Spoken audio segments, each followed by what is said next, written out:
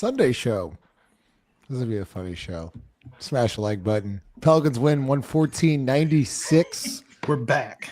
We're so back. We got 14 wins. Let's do it. First took away. Yes, with this. Get your money's worth now.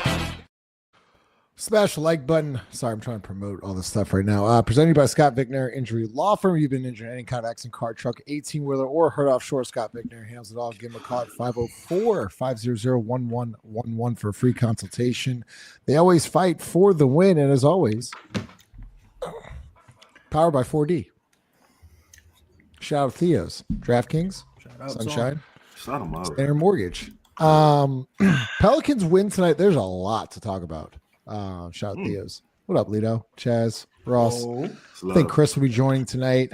I think Jarrett will be joining. I think we might have the whole crew. Shout out to Lala on the like button. Hit that like button. Hit that join button. Hey, before we get started, I just gotta say this. Nobody Mardi Gras better than Justin fucking Napoli. Nobody. What you mean? No, I'm just saying, like you the king of Mardi Gras. Like this is what you do. This is your shit. Like will you be coming on Sunday? Pause. Damn. Will you be? I paused it though. Will you be joining?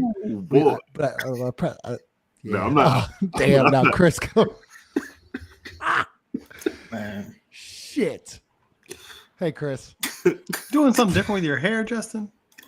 I got the wave going, bro. Trying to get this man a compliment. My forehead. Yeah, I'm using clear gel now. See that?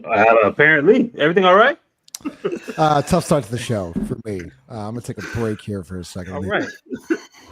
We got 100 people in the building already. Shout out to everybody, man. Make sure y'all hit that like button, hit that join button. We appreciate everybody in the building this evening. All right, let's restart this one. So Chris joined the show, Ross, Lito, and Chaz. Clear gel. All right, let's get into the game. So I have some thoughts here early on. We're gonna talk obviously Kelly Olynyk, Zion Williamson, Karlo Matkovic with a great night tonight, Jose Alvarado as well. Chaz, I'll start with you because I'm still not understanding. You're the one that kind of brought this up a couple of weeks ago. I'm still not understanding this process, right? So Kelly Olynyk starts tonight with Reaves, Missy, Zion, CJ, and Trey. Can you tell me why that Karlo would not be starting over Kelly?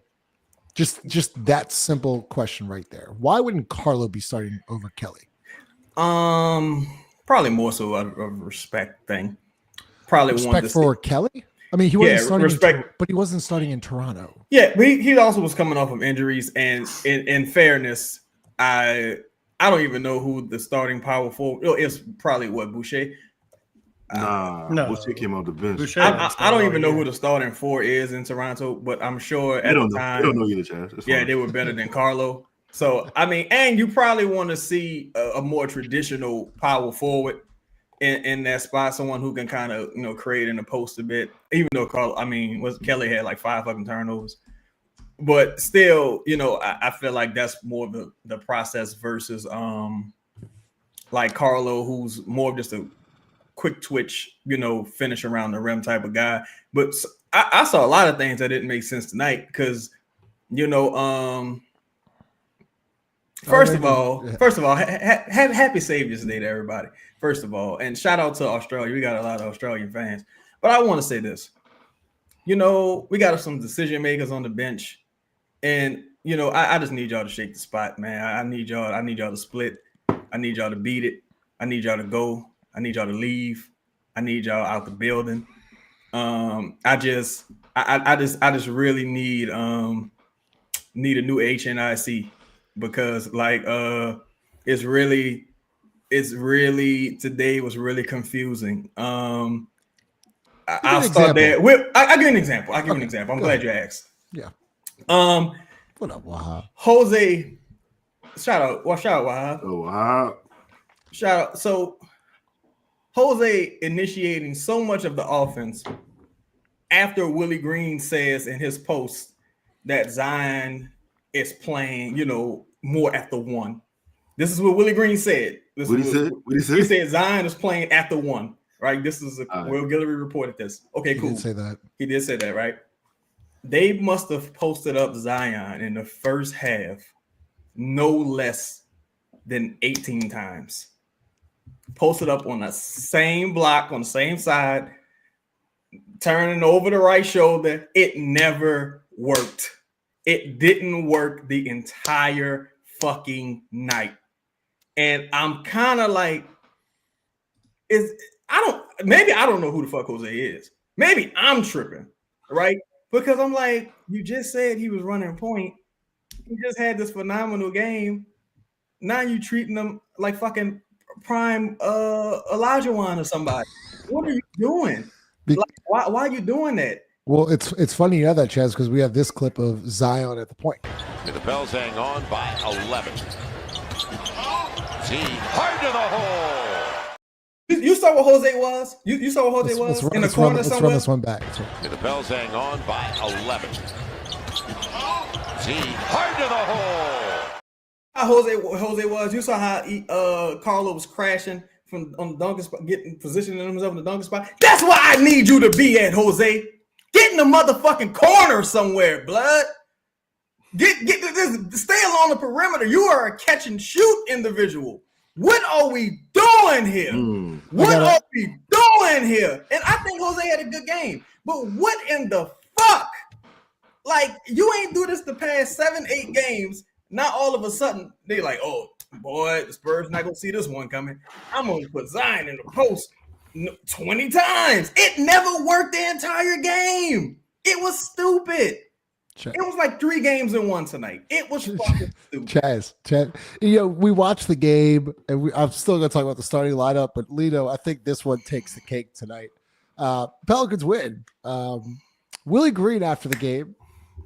I can't believe this is a real quote. Like, I'm still like, this is what Willie Green said. This is from Willie Guillory. Willie Green on Kelly Olynyk. Quote, "We really want to put the ball in his hands and unlock him," end quote. Brother, hold on, Justin. I'm gonna let you cook. Kelly Olynyk had 2 assists and 5 turnovers. They didn't let him cook enough. That's all it was. Imagine if they had featured him. Motherfucker burnt the kitchen down. Hey, bro, Kelly Olynyk had the wildest double dribble. I see it sometime. No, Lito, he had a travel, then a double. Like, well, what the fuck is you? Man, come on, dog. Hey, bro, that man had the slowest fucking crossover. That man crossed that bitch over, and he, for whatever reason, let the guard hand touch the basketball and then dribbled that shit and was looking like Willie. The thing that pissed me off so much was they called double dribble. Willie Green was looking around like, should I challenge it or? This man, yo, dog, crazy, dog. Wait, but before we I know that is just an absolutely hilarious quote for a variety of different reasons. But I don't even mind Olynyk that much. No, I like Kelly. I like Kelly. Yeah, I have no problem. I have no problem with him starting over Karlo right now. I'm more indifferent. I'm more indifferent than anything else. But Olynyk is just better than Karlo. If you're trying to start your best lineup, which we've all established that this team is not in the even still to this point, it is not in the game of developing, of trying to get run for all these young guys. I mean, unless it's out of necessity, right? I still think they're playing their best roster to try and win games. And if that's what you're doing, Olynyk should start over Karlo at this point. I really didn't think Olynyk played bad today. Olynyk was incredible. Incredible. Olynyk was good. Ross. That's not the problem. The problem is that I don't want to win. I don't want to win. But Justin, they do. They do, and that's the issue. No. This is the disagreement here. Then it's not they. It's Willie wants to win. I don't think the front office. I don't think the organization wants to win. What about the players? I think the players want to compete. The players are going to compete. My bad, professionals. Right, but I mean, I'm saying, so even if it's just Willie or the coaching staff, right? They want to win, or they want to put out lineups that, because can you? At some point, you have to sell. You were going to have to sell what Zion and Trey looks like. Sure. 3, 4, 5 years from now, right? And that means that even in this wasted season, you have to find lineups in ways that are going to win games. So they were god awful rebounding team, god awful. one of the worst rebounding team in basketball. So what do? Because this is part of the sins of having Zion and Trey, who are both right. They're both built like forwards. Well, they're not great rebounders. So you can't, like, they're not going to be traditional 4s or 5s or 3s and 4s. So therefore, you got to treat Trey more like a guard, treat Zion more like a guard, and then you're starting 2 bigs. You know, with Olynyk and Missy. I don't know if this is I agree with you.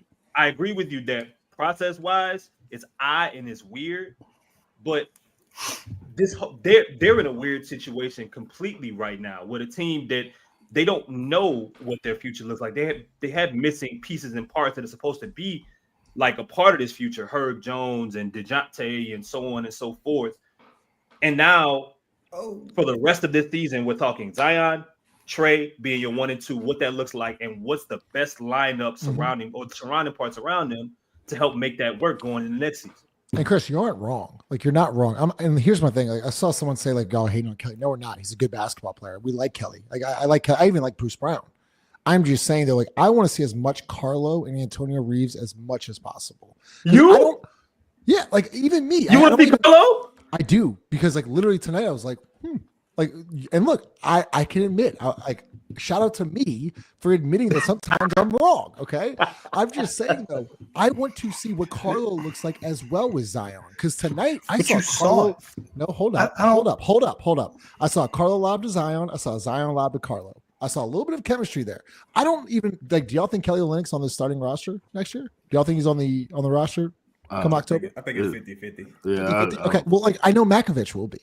Like, I know that for sure. I want to see as much run as possible with Zion and Karlo. Chris, you make a great point about rebounding, and you're completely right. But also, like, Karlo's 6'10". Like, you know, he's listed as a center, right? Like, I want to see him, see what he can do. If he can't rebound, I got to know that. Like, I was like, motherfucker can't rebound. Maybe he can rebound. One more question, then move forward. Do you think that how many games in a row did Karlo start? Like, does he have maybe 5 to 7 games starting with Zion? I thought it was about 3. But maybe it might be 3. 7. Let me look at it. I'm about to look it up. Go ahead. Was there any data, good or bad, that you think you got from the time in which Karlo started with him, whether it was with Missy or whatever the case may be? Yeah, I mean, I don't. That's a fair question. I mean, he's started 2 games. He's shown flashes, but like, I haven't seen enough. I like to see where Karlo like logs 26, 28 minutes a night moving forward and see what it's like with Zion. Because I do think that, like, after watching Karlo last couple, like, he's gotten better. He's got a lot better. Justin, like, that was going to be and that was going to be my only retort, is that you want to see him playing 26, 28 minutes, and in February he's playing 25 minutes a game. Karlo, and so it's averaging 14 minutes a night. No. I'm talking about in February. Yeah, the last month. I mean, before that, as the roster's deteriorated and he finished kind of his time in the G League, like, you're stretching it. It's 14, 21, 21, 27. In the month of February, he's averaging 24 minutes a game. He played 20 whatever tonight. He's played more than 20 minutes. Okay. Fair. Okay. Sure. I mean, he played 17 against Sacramento, 14 against Sacramento. You're Justin, in the month of February, I'm fucking seeing it. I'm looking at it. So am I. I just looked at it. But he just got 32 against OKC because they had like 8 players available. But go ahead. So what am I supposed to throw that game out? I don't understand. Kind of. You throw. Go ahead. Let's go. Since he's had the opportunity to consistently play, he's averaging 25 minutes. I'm not disagreeing with you. I'm really not. I'm just saying, I think there are different ways to accomplish that goal, and I have no problem with him playing 24 minutes off the bench. In fact, I think it's a lot better for his development, for him to come off the bench, not have the sort of stress and anxiety and expectation that comes with starting. He's going to have to play against better players. I think it's just a better situation. For me, there's just a difference. If he was playing 9 minutes, I would have a problem with that. Playing 20 minutes off the bench, 100%. Like, I know that seems comical. Like, it seems a little bit jokish. Kelly Olynyk's been in the league for 15 years. A long time. How many? Long time. I was dead serious. Yeah. He's been like a somewhat productive, like, he's been a guy that's played everywhere he's went. I mean, not 35 minutes, right? But like, he's been a dude that's been on a bunch of different teams and has played. So he clearly knows how to play basketball. I don't to me, this isn't that big a deal. Again, if Karlo was playing 8 minutes, I agree. That's fair. 20. I think we're more on the. Let me get to Leo here because he's been pretty patient with this. But like, I do want to talk about then Antonio Reaves versus Bruce Brown. But go ahead, Leo. I mean, it's a lot to unpack. I had like a couple different points. Like I'm with Chaz as far as the design post ups. I never need to see that shit again. If it ain't like a face up or a transition, I'm super straight. Like I don't know like what a 6'4" power forward. Like I don't understand the post ups. I just really don't. I think I want to say this. We talking about Karlo. And shout out to Eves, man. I think he had 16 rebounds tonight. Yeah. Yeah, 16 rebounds. I think six offensive rebounds. I just want to say this point, and this could be a reach, this could be a hot take or whatever, but I think if you put the same developmental currency that you put into Karlo as you did Eves, then I think that you could probably be looking at a totally different player at this point. I think I've seen some shit from Karlo in the last couple games or the last month. Shout out to Ross. That I really think they may have taken his development for granted. And I know he got run in the G League, and that's cool and all, but like it was a bunch of NBA games that he didn't get to play in. You want to talk about Antonio Reaves, he only played 2 minutes tonight, shit like that. And it's like this. When I look at Karlo guy, Eves is never gonna be a floor spacer. He's never gonna be a person who I'm gonna rely on to knock down an open shot, even if it's a two. I saw him shoot a floater tonight. That first half from the right side. Yeah, it was terrible. Yeah. It would just look awkward. It's not something he's. You see how I knew exactly what shot you talking about? Yeah. It just looks awkward. But when you look at Karlo has some fluidity in his jumper. It makes you think, damn, like something might be there, especially the way he runs the floor. Karlo has good vision. I mean. He's also springy. He's athletic. Yeah, man. But my point is like, why couldn't you play both those guys? It's not, bro. You were starting Daniel Tice. It's not like you had Shaquille O'Neal at center, or you had like, you know what I'm saying? Like Daniel Tice is the reason that you couldn't play both those guys. It just don't make sense. We talking from a developmental standpoint. Like for me, I really didn't like necessarily care who started, really, because I do think from a standpoint of if you're starting Kelly Olynyk because you're going to have that type of four moving forward, like a quote unquote stretch four. Kelly Olynyk shooting 40% from beyond arc. So if you're gonna have a quote unquote stretch four, I'm fine with it. But the fact that I know that's not what you're doing because you showed that tonight, because you can't have Kelly Olynyk and Yves Missi on the floor and post Zion up 30 fucking times. Like you can't do that. That's the thing that just kind of annoyed me. Because if they ran quote unquote point Zion, I don't care. Like the lineup would have been fine. Like Kelly Olynyk started, I don't really give a fuck. Because like to me, Yves, like San Antonio isn't a very big team. So Yves playing, Karlo playing, as long as he's getting a good minutes allocation, I'm not really tripping about like who's starting or whatever, right? But at the same time, you're not going to be playing this way, and that would bother. You're not playing 5 out because everybody on your team can't shoot. Like that. That's the thing that annoyed me. It was just stupid to me because you haven't played like this recently. You didn't even play like this last game when Kelly Olynyk started, and you can't say you played like this tonight because Wembanyama was out. Because you just played Dallas, AD was out. Gafford's out, Lively's out. You don't play the same way every night, and that's the shit that bothers me. Like I thought Jose initiated the offense way too much tonight. It was just a 2-man game. Even if Zion brought the ball up the court, Zion immediately running into the post. They're gonna hand it off to Zion. He's gonna do a weird ass move. They're gonna block him. Like fast break opportunity. Yeah. It was just I just didn't like the process of what happened. If they're gonna lean into points, then let him be the point guard. Like just do point Zion, don't do any of the post ups. Like I completely agree. Even if you don't, I saw maybe 1 or 2 actions tonight between Zion and Trey. After I just saw a bunch of them in the previous game. Like, so just play the same way consistently so you can learn something. But shout out to 504 boy. Appreciate you, 504 boy. I didn't want to overlook this. Appreciate the super chat. Make sure you like the smash the like button. Hit the bell notification.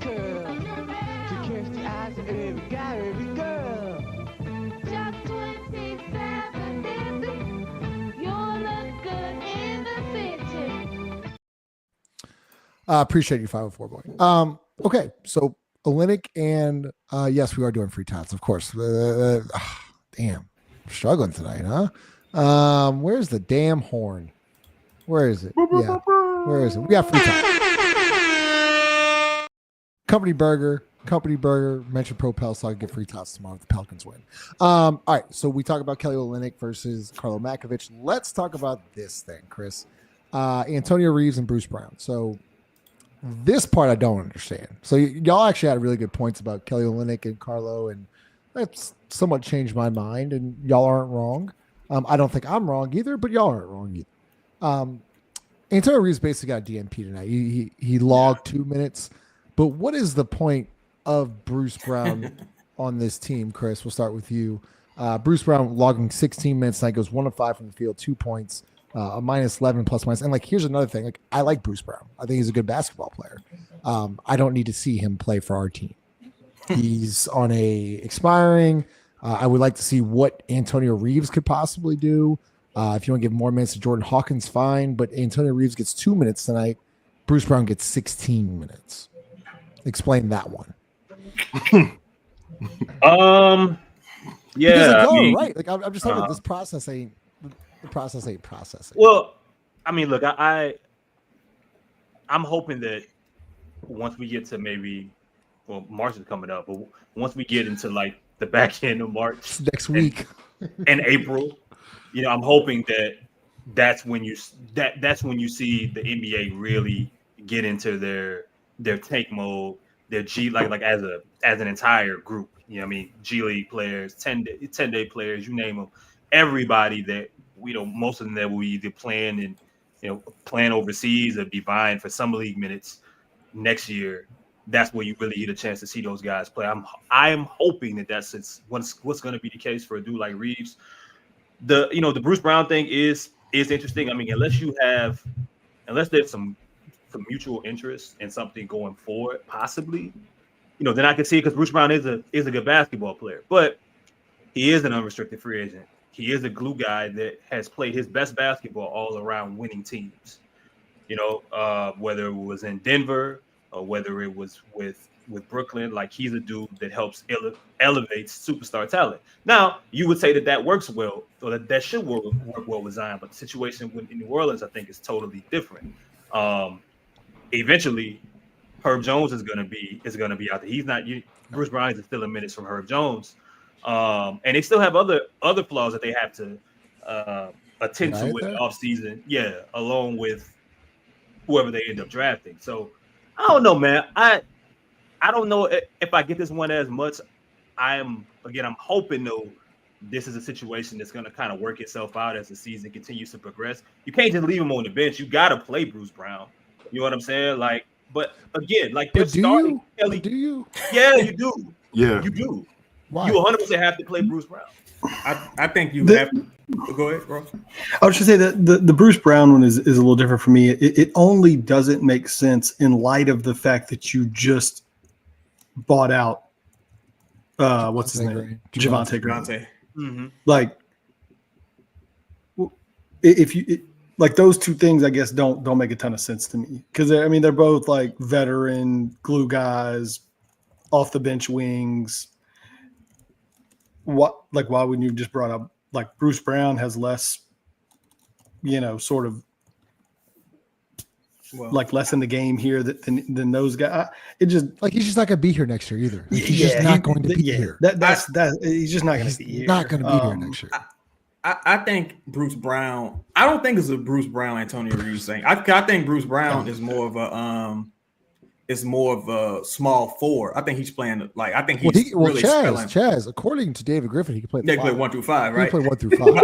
I think when you look at like this size and strength, he's probably like the only like one who's really equipped to play the backup 4.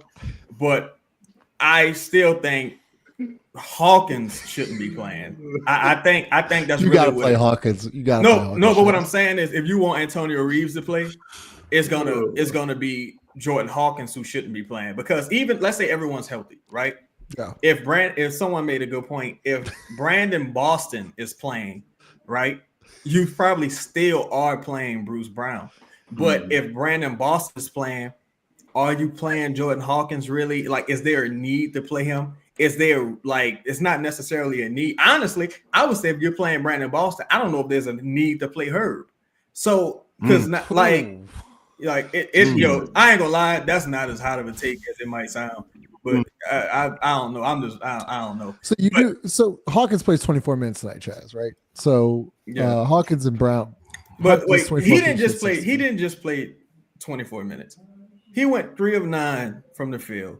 He went 2 of 6 from beyond the arc. He had both his free throws, and he had 3 rebounds. This is just how he plays. He's just not a good player. He's not. He's terrible. Yeah. So just move on. Like, you know what I'm saying? With Bruce Brown, I don't think it's an either or thing with Antonio Reaves because they play different positions. Bruce Brown not gonna stretch the floor. He's not he's more of a defensive glue guy, ace. He's more of a Herb Jones replacement. But Antonio Reaves is the only other person on the bench who has some wherewithal or some skill from beyond the arc. That's why, to me, if you're just talking about positionless basketball and you're focusing on skill sets, it would be Antonio Reaves versus Jordan Hawkins. And Jordan Hawkins is failing every fucking game. That's why I'm like, why do you keep playing him at this point? I think Jordan Hawkins has played his way, and you talk about a hot take. Maybe this is one, maybe it isn't. I think he's played his way into a situation where you have to start really evaluating whether you pick up his team option moving forward, especially for a team that's going to be sort of cap constrained, looking for opportunities to work around the edges depending on who you get in the draft. I just have seen nothing. I mean, I'd assume he's probably the most inefficient guy in the league since he's come in. I really think he's just not good. I would think long and hard before I committed to 2 more years of $5 million for Jordan Hawkins. Really don't. I'm just being honest. See, I mean, and that's where Ross. I mean, I know you guys said Bruce Brown is not going to be here next year. Shit, I think Bruce Brown has a better chance of being on this team next year than Jordan Hawkins. That's probably reasonable. You really think Bruce Brown would want to? Here's what I think. Do you think Bruce Brown would want to stay here? He's the kind of guy that they will overpay. That they are going to. That they are great point, Chaz. They are going to play him.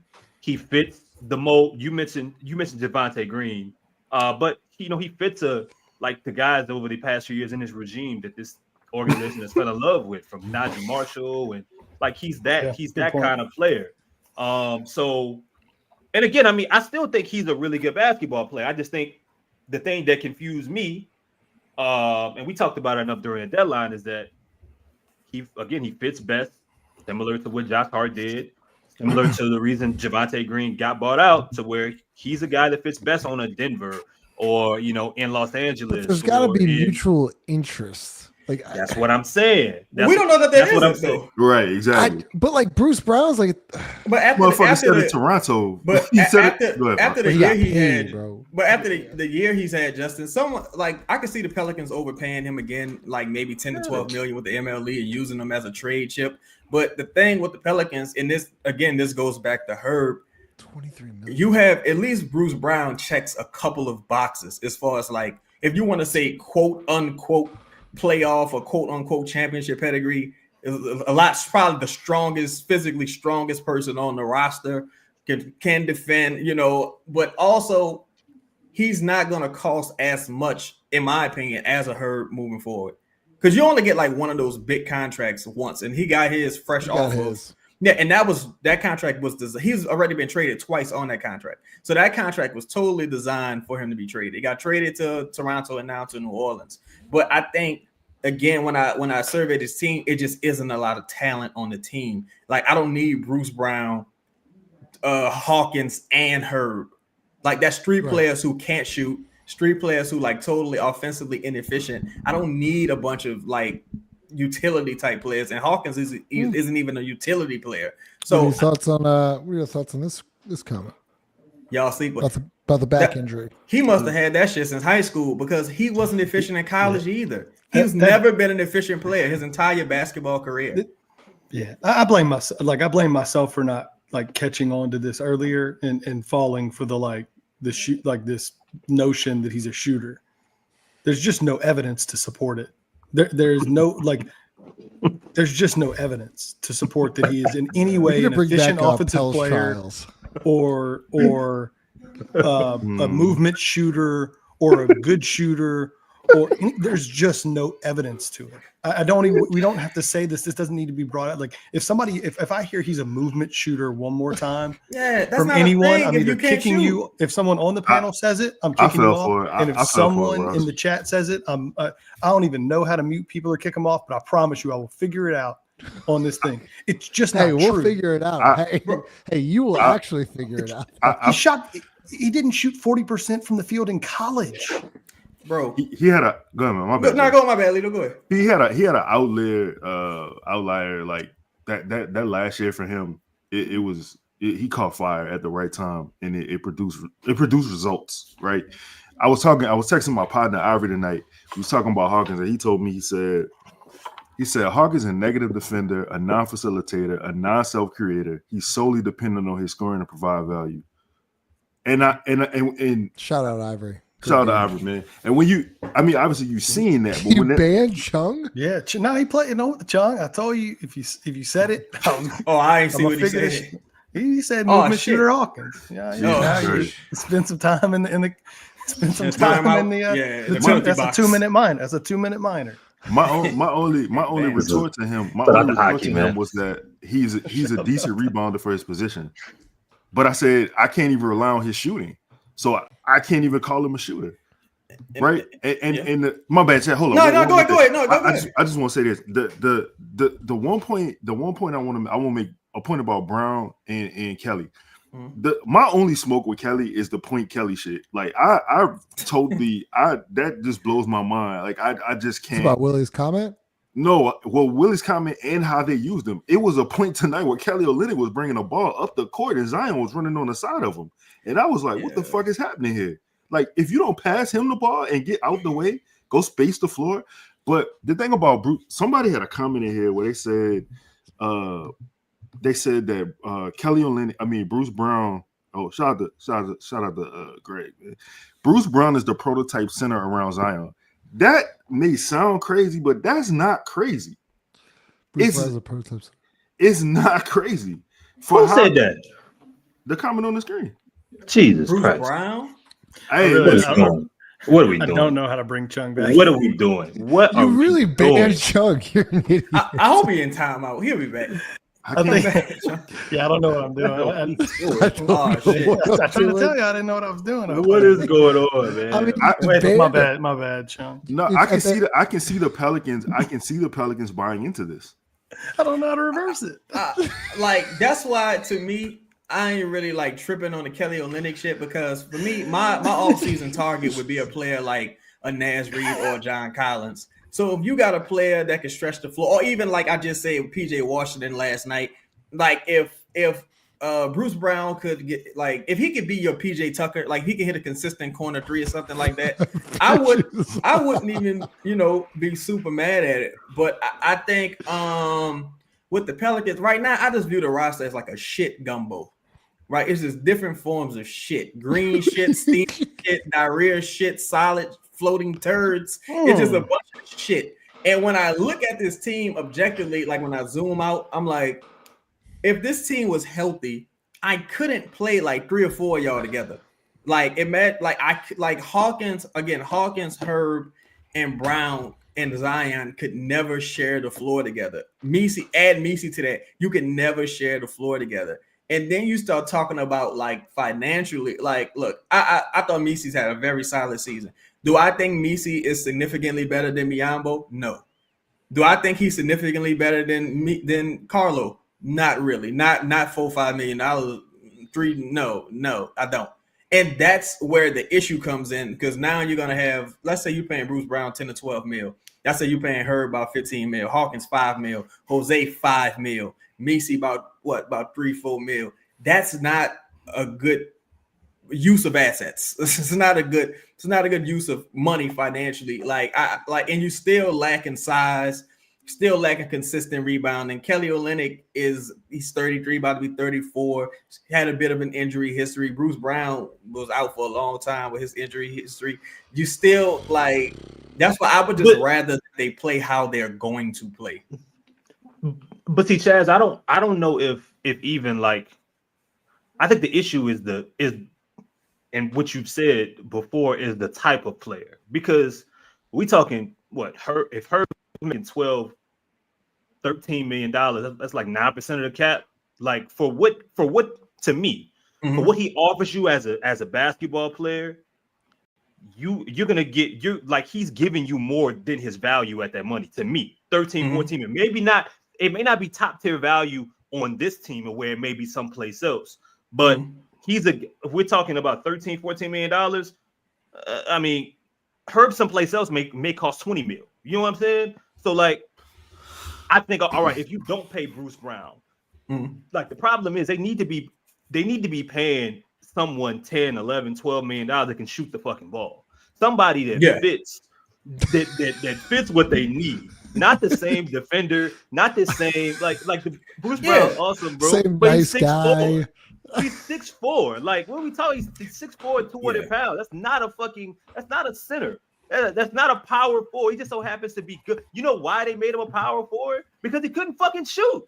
Yeah. And the only way to put him on the floor was to somehow say, all right, well, he plays a little bit above it, but he can't shoot. It just so happens that all these guards that end up being power forwards, they got one thing in common. They can't shoot. If they could shoot, they would be considered guards. They could play a little bit above this. Like, I mean, from Green to Josh Hart, they got the same thing in common. They can't shoot the basketball. Bruce Brown, I think, had 1 year where he shot 35 or 36%. So I think that even if you said Bruce Brown and you said Herb Jones, their problem is that they have been allocating their funds into the same kind of people. Exactly. The same log jam of if it wasn't this group, then it was Najee, Dyson, Herb, such and such. What's up, Grub? No, bro. It got to be maybe a couple of those guys, and you need to add a couple shooters. And that's what Hawkins, the allure of Hawkins, put you over. Because he's supposed to be one of them guys. Grub. Yeah. Well, I gotta. Well, this is what. Because I'm thinking Grub was there tonight. So Grub, if you can ask, like, did Willie Green really say we really want to put the ball in Kelly Olynyk's hands and unlock him? I gotta get confirmation from Grub if he was in the media, the press today. Yeah. Also, Chaz, before I get to your next thought, Lala, you're now back in the stream because Ross somehow banned Chung, and we can't figure out. Chung's back. Chung's back. Yeah, I did just spend the last 5 minutes trying to figure. I couldn't figure out how to figure it out. No. But whatever the little timeout thing must be like 5 minutes. So that's good. He did not say that in the post game. He did not say that post game. Who reported that? Will Guillory did. Oh, maybe it was a misinterpretation. Maybe so. Go ahead, Jack. You misinterpret that. Sorry, Lala. Sorry, Lala. Crazy misinterpretation. Actually, you know what, Ross? You should apologize to Lala. That's what you should. But I think it's too many. It's just too many players with the same deficits. It's too many. He said they praised his passing, but I didn't hear it that way. I don't know what the fuck they. It says, "quote Will Guillory." It says, "quote We really want to put the Willie Green on Kelly Olynyk. We really want to put the ball in his hands and unlock him." End quote. Yeah, I probably unlock him. To be fair, Utah did that. Utah did that. What last year, the year before, when he started in Utah, he was starting next to Kessler, right, and Laurie marketing for that period of time, and it was some similar shit there with him. So it's not crazy, like, but there will be no point Kelly. There's no fucking point Kelly. Kelly's not bringing the ball up the fucking floor. Him making a couple decisions off of a few either handoffs or a ball fake here and there or some shit like that off the short roll. I think we need the actual quote, dog. He had two assists. He had 2 assists though. Like, what are we praising? Assist to turnover ratio is 2 to 5. It's pretty impressive. Yo, I'm looking at Bismack Biyombo tonight, and I'm like, dog, the Pelicans should take a flyer on Biz. He on a 10-day with the Spurs. Like, you telling me, like, the first person you went to was like, look, man, I could die tomorrow. I'm gonna just speak my mind, man. Willie, shut the fuck up, man. Shut the fuck up, you idiot. That's like when Griff said, "Yeah, we want to unlock Derek Favors." Man, eat a dick. Shut up. Shut your bitch ass up with that stupidity, fool ass talk. Nobody want to hear that fool ass, crazy ass talk. Motherfucker, 33. You think he's a painter? He's a painter or something? You think, oh well, his artistry is going to continue? No, it's over. He is who he is. Shut up with that whole ass talk, man. Nobody want to hear that fool ass. We got to give Kelly permission to dominate. Nobody hear that dumb ass fool talk. Shut the fuck up. Who you think you talking to with that stupidity, fool? But anyway, yeah, man. Nobody want to hear that bullshit. That's why y'all need to get the fuck up out of here, man. Shake the spot, man. Get up out of here. Flee, retreat. Get the fuck up out of here, man. Nobody want to hear that bullshit, man.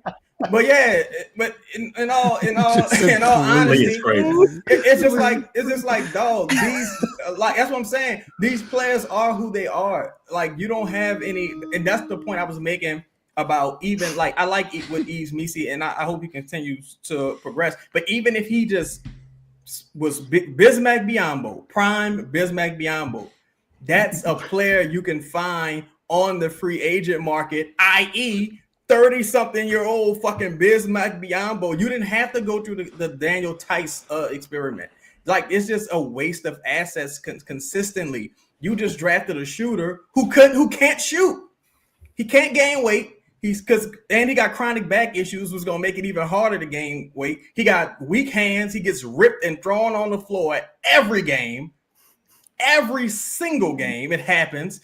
Motherfucker missed the three. Zion got the rebound, kicked it back out to him, missed the next three. He's not even efficient from the field. Like, it's a wasted asset. You got to just cut your losses and move on. You're in Sam hell right now. You're in Sam hell. Like, I think Herb is cool. I can dig it. But it's too many players with the same exact deficiencies. Again, like, what's this? The Spurs, if they had to play that dude Bassey, if they would have kept playing that dude was killing the Pelicans. Hey, Charles Bassey. That dude was killing the Pelicans. Bucko's an ism. Bucko's definitely. Yeah, I think Sam Hell is an ism too. But it's like these dudes tripping, man. That fool ass talk. Who y'all think y'all like? Who you think I am? Like, you know what I'm saying? My motherfucking bus was full length. Who y'all like think I am? Like, Lito, can I ask you something, Lito? What's that? Can I ask you something? Yeah, bro. What's going on with the background? How are you? Like, what are you doing? You in the office? You got balloons. You got fireworks. Now you got. What you I don't need, even know bro? What this is? What is it? Huh? What is the background? Man, it's just like things be happening, bro. Sometimes you just gotta go with it. There you go. Yeah, there you go. He was fucking balling. How's he doing this shit? I'm just y'all. Wait, Chad. You know the thing about Champagne? So, bro, this is a quick story. Champagne, whatever that motherfucking name is. Let me tell you a quick story. Champagne. That's how they say his name. That's how they say his name. They call him for real. Yeah, his name is Champagne. That's how the announcer says Champagne. Bro, the Spurs announcers called him Champagne the whole night. Yeah, the whole game. The whole night, bro. Hold on, dog. Listen, there's two of them. He got a brother, he got a twin. He plays for it's Julian and it's like something else. Oh, I didn't even know he had a twin. Yeah, the other one plays like let me tell you about him. So this man is on my fantasy basketball team, bro. Definitely not French. He's on my fantasy basketball team.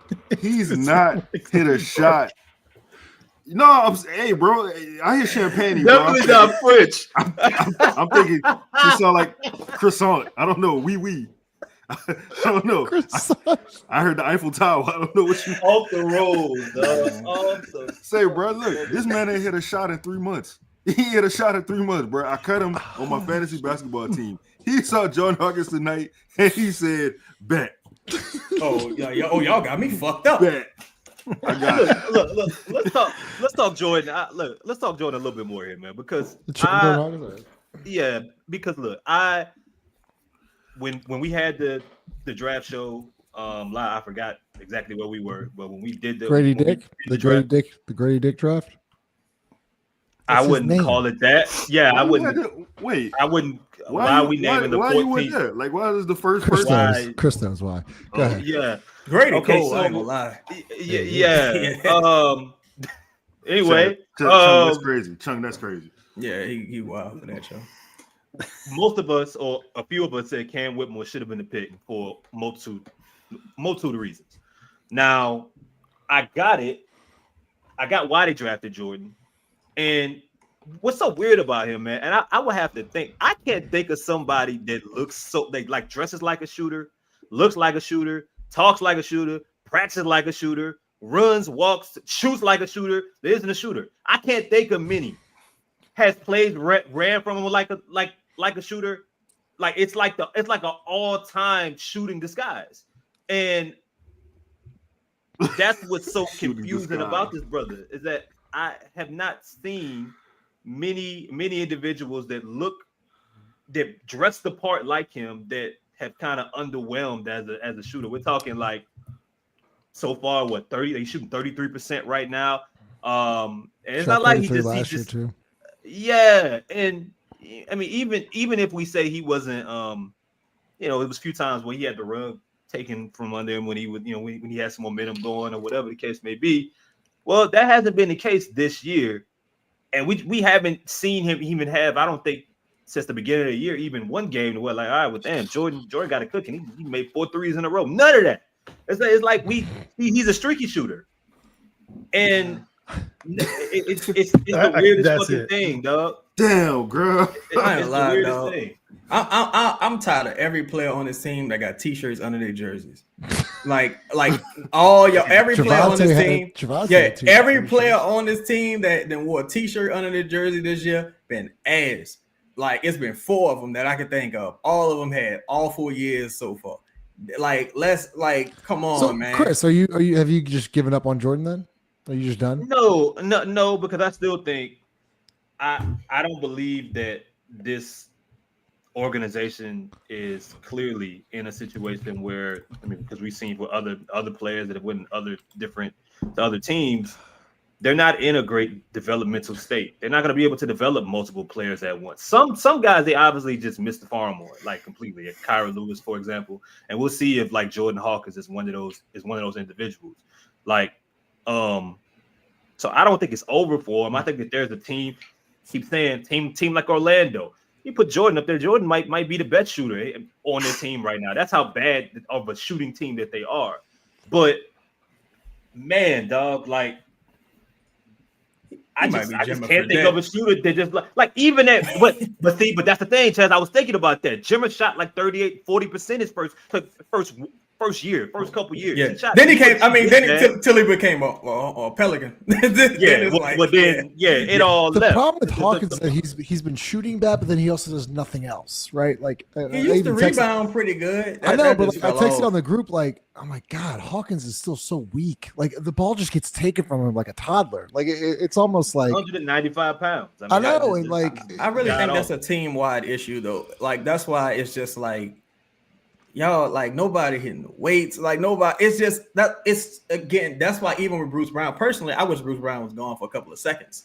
But comparatively, like when you're playing bigger, stronger teams, like you don't have anyone that can realistically defend in the post aside from a Bruce Brown or maybe a Zion, because the team is just so small and frail and dainty. It's a dainty ass roster. Like when you just visually go down the roster, you like, damn, bro, you got so many things to address. And that's why I keep going back to like, you need to play how you plan on playing. Like you need to put the people out there who got the skill sets you plan on utilizing. Like, again, I was a person who I didn't really see much rationale for playing Jose because I wanted Hawkins to get the opportunity. Hawkins got it. You failed. All right, it's time to move on. Let Jose get the run. Find some minutes for Antonio Reaves who can stretch the floor. Who's actually, if I'm not mistaken, he's shooting better this year. Of course, on a very limited number of attempts, of course. But it's just like they got to know when to pull the cord. And that's my thing, Chaz.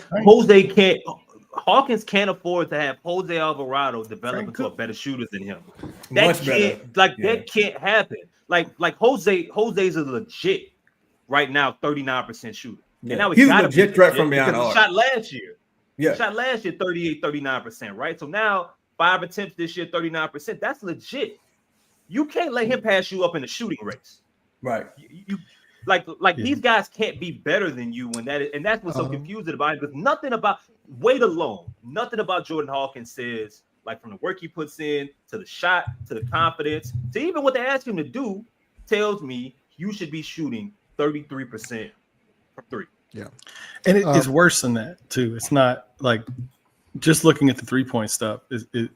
Like even Jimmer was a 41% from the field guy. Like, he's shooting. I mean, he's in the mid 30s from the field 2 years in a row. It's not. This is not. That's what I'm saying. It's not. There's just nothing to point to. And it's funny that somebody brought Jimmer Fredette up. Like he lasted in the league 4 or 5 years. I don't. He's playing 3-on-3 for Team USA. At this point, I'm not sure. I mean, that Hawkins is on a different path than that. Damn, bro, that's tough. Yeah, significantly. Let's have a meeting. Hold on, we gotta have a meeting. Let's have a meeting. Be more positive. We finally get a win, y'all. Yeah. Okay, Joseph. 14. That's 14. Win 14 of the season. Yeah. We did it, Joe. We did it. Joe, we're 14-43. We did it, baby. We beat the Spurs. Joe might have missed the beginning of the show where I think it was. I thought we laid out like the parameters for the show really well, which was, hey, cool, you got the win. We actually thought Olynyk played well. We thought Jose played well. We thought those guys all had really good games. I thought when I looked and saw Zion only had 22, I was surprised because it felt like 38. So like the players played well. What we're complaining about, Joseph, is that this is not a process that will lead to future wins, right? Like, sure, you beat another team without their best player, whatever. But you're doing it in a way that is so unsustainable, and you're not allowing yourself to see what the future could look like. Well, one thing can I say something before I get to you, Chaz? Go ahead. So multiple people brought up tonight. Shout out Frank of UNL. Frank has not made an appearance on this show in a while. Man, so we gotta holler at Frank. What up, Frank? Shout out Frank. Go ahead. Frank had a good season. But the thing, if I want to give someone a lot of credit tonight, I will give Zion a lot of credit tonight for not quitting, because I saw a person who looked dejected a lot of the time tonight. Wasn't getting the calls, missed 4 free throws in a row. Then once like the game got close and it got to like it was winning time, he turned it on. So I want to give him some credit for not quitting. I'm glad you said that because it was easy to quit tonight. No, I'm glad you said that. I think Zion's been playing very hard. I think something I haven't seen in the first 5.5 years of Zion Williams is like when there's like a long break, whether it be injury, whether it be All-Star break, whatever, he usually comes back out of shape. It takes him a little bit of I think he came back from this All-Star break in the best shape he's been in years. And I don't mean like he's in actual basketball shape. He is exerting a lot of energy. He once again has 7 rebounds tonight. I'm sorry, he has 9 rebounds tonight, 22 points, plus 23 defense. Like I thought he was very good tonight. Hold on, let me take away a little bit of credit. Okay. Motherfucker had 6 rebounds in the first quarter. Did he really? He did. So I'm like, all right, now I thought he was at least gonna have a 12, 13 rebound game. Now you could say he's playing with 2 bigs, so they're gonna cannibalize a lot of the rebounding. But you got to find a way to. I did see a lot of diving for loose balls, saving balls out of bounds, blocks. I think he had like he had a big steal. I don't know. I think he had like 4 or 5 big steal at the end. But blocks. Yeah, I thought he had like 4 or 5 stocks, right? So that was good. Yeah, he had a quality performance for him. So I just feel like I just want to see it consistently. I need you consistently to stay on the floor. But all that to say, this team's trash. They need the talent on this team. Like, all right, let's do all right. So I love this chat. Prospect Prospect sent a super chat to open the line tonight. So we'll open the line for y'all if y'all want to come on and talk. No, come on. It's come but on. You pause. Why the space? Why just not? It's like the flow of the conversation got to continue. Just like the pace got to be better. Chad said something egregious earlier in the show. Why you ain't call it out? No, because Lito should have called. Lito calls me out all the time. We don't want to call Chaz now. Justin, you know you talk like Mr. Burns from The Simpsons. Cool, thanks, man. You're a good friend of mine. Thanks, pal. Smash the like button.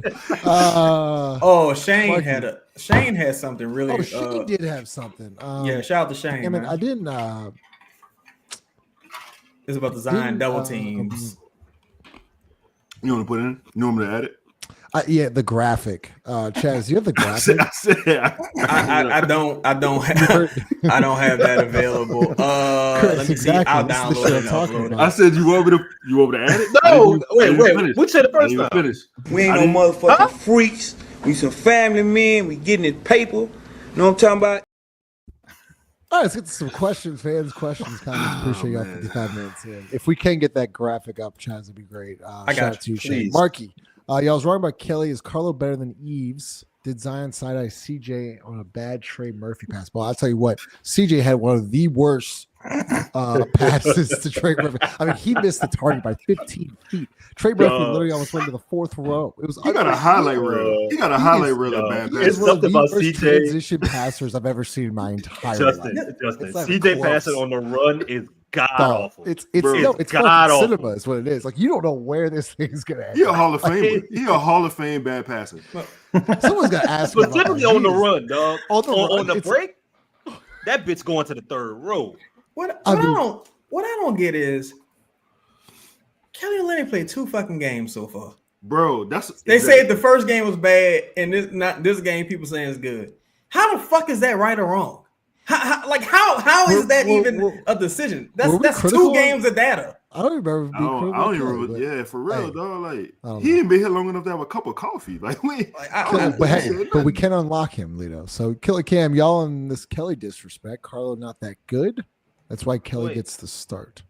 What did we He's say talking about me. Kelly? I'm being disrespectful. I said Karlo should be playing over Kelly. I don't know. It's Kelly Olynyk. Shout out Kelly. What's the HNIC?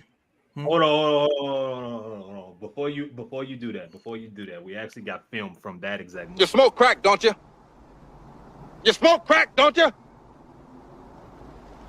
Look at me, boy. Don't you smoke crack? Oh God. What the fuck? Wait. Here is an HNIC. Here's the thing. That's a fucking. I think Kelly Olynyk is a quality rotational player, but at the same time, hey, you know what? Like, he got y'all don't want to see Kelly shine. What the fuck are you talking about? The fuck are you talking about? Like, how can I hate on a fucking mediocre rotational player? He keep a contract, keep a check in his pocket. That's what's up. I respect it, but I don't give a you can't hate on. I don't give a fuck about him either way, honestly. Like, I didn't care if they never let him in the country. I didn't give a fuck about him either way. So I can't hate on a person I don't give a fuck about. People crazy. I got those graphics uploaded, by the way. Thank you, Chaz. Duraco, a couple wins isn't hurting our tank. Allow these boys to play as hard as they want. Top 5 pick regardless. That's not how that works, brother. Fucking pick and fall is 7th right now, sir. That's not how that works. What's happening? It's always the people you ain't never seen before. I want to win. All right, Prospect, go ahead. Go ahead, bro. Prospect in the building. Shout out to you, 504 boy. Thank you, 504, bro. Prospect, floor's yours. Yo, y'all hear me? Yeah. What's happening? Hey, man. First of all, hold up. I need y'all to cut my boy Hawk some slack. Okay. I need y'all to cut Hawkins some slack because all the things y'all say, I kind of agree with y'all. But at the same time, you got to realize Willie is an ass coach. Every time Hawkins got any momentum, Willie stop playing it. Like, bro, what you expect this man to do when his coach sitting up here saying, "Oh, he making my job difficult"? What you expect him to do? Like, your head coach is sitting up here saying you making his job difficult, and you playing the best you ever played in your entire life. Like Willie stripped all of Hawkins' confidence last season. That's why me personally, I'm not so hard on Hawk. Let me ask you something, Prospect. Let me ask you something, Prospect. So now this year Hawkins has had a lot of run, right? Like, and I thought he started this season first couple of games. Well, he had a stretch where he was playing. I thought he was playing decent, right? But if you like his percentages never really went up, but he was just like taking more shots and he was making more than bitches. do you think just based on we seen him have a couple of good games, but we seen him have a lot of bad games? Which do you think the truth is either one of them, or do you think the truth is more somewhere in the middle? I feel it's somewhere in the middle. Okay. Because it's like he had some injuries this year. Right. But at the same time, Willie had no choice but to play him this year. You see what I'm saying? Like, Trey was hurt in the beginning of the year. Ain't no Matt Ryan. Matt Ryan been gone. Matt Ryan was really Hawkins' only competition as somebody who's supposed to be a straight shooter. You feel me? So I feel like Matt Ryan was Hawkins' true competition as far as being on the same team with him. So when Trey got hurt, it kind of threw Hawk in the fire. It just so happened Hawk got hurt. I don't want to bail him out. He did play bad. But at the same time, I feel like it all comes back to coaching. Because even when Hawk played, it's like you don't see no plays called for the shooters. It ain't even got to necessarily be Hawkins. It could even be Trey. Your players that's supposed to be shooters, you don't see Willie call certain plays to benefit certain players' strengths. And that's not just for the shooters. That's even for Zion. That's even for Jose. That's why I have so much gripe with Willie. Because Willie don't put these players in the best position. And that's why I feel like Willie is the coach. Because David Griffin could use Willie as an out. But Prospect, let me ask you this then. How, look, I'm not the biggest fan of Willie Green, but at what point Willie Green can't put the ball in the hoop for Jordan Hawkins? Like, it's not Willie Green's fault that he shoots 33% from deep and 35% from the field. Like, you know, look, I completely agree with you about running plays and stuff, but like, they're not going to run sets for Jordan Hawkins. Now, Trey Murphy, they should be. They should have been doing that for years. With Jordan Hawkins, though, like, it's just simply about hitting open shots and taking it. Like, Jared talks about this all the time. Like, he has not gotten better in anything. And I like Jordan Hawkins, but like, he has not gotten stronger. His ball handling is not very good. He's not shooting the ball very well. I don't know what he brings to a winning team. I'm interested to hear your thoughts on that. All right, here's my thoughts on that. All right, as far as him getting stronger in his ball handling, that's on Hawk. But I honestly do believe Hawk is at least an average shooter compared to the rest of the people that's supposed to be quote unquote shooters in the NBA. And I feel like Willie stole his confidence, at least in that department. Now, when it comes to ball handling and getting his strength up, that's all on Hawk. A coach can't do nothing about that. But his shooting is supposed to be his God-given skill, which got him in the league. But confidence, I say that's like 50% player, 50% coaching. And he's completely shot his confidence. I completely agree with you there, Prospect. You're not wrong. The confidence, yes. That's what I feel the problem is more than anything. Hold on a second. When you say an average shooter in the NBA, right? An average shooter in the NBA is shooting like 38, 40. So who are you talking about from deep? No, I wouldn't even say 38, 40. I say 35 to 40. I mean, I say 35. You saying from the field? You saying from the field, or you saying from three? What you saying? I'm just saying from three because we looking at Hawkins as being a shooter. Okay, but all right, but here's my thing. Like, and a girl just said it because this is what I was thinking. Shooters shoot regardless, right? Like, if you're a shooter, if that's the one thing you do, you don't play defense, you don't initiate offense, you don't rebound well, you can't get to the rack, you fucking shoot. Like, so that's supposed to be your superpower regardless. Like, I can't take that away from you. But at the same time, that's where confidence come in at. So look, that's why I feel like confidence come in it, and I feel like Willie took his confidence away. Because how you expect a man to be confident about his shooting when he know if he missed one shot, he not gonna play the rest of the game? So Prospect, you're not wrong. I'm kind of a Hawkins apologist in a way, but I also believe in at some point you just gotta get it done. Like, because he wouldn't be the first, and Hawkins won't be the last person that Willie or the staff or the organization is taking confidence away from. We've seen it with a lot of these different guys, and they found a way at some point to produce. Herb found a way early on in an ugly situation to produce and continue to have minutes. Trey had multiple hurdles in front of him, multiple things stopping him from progressing, right?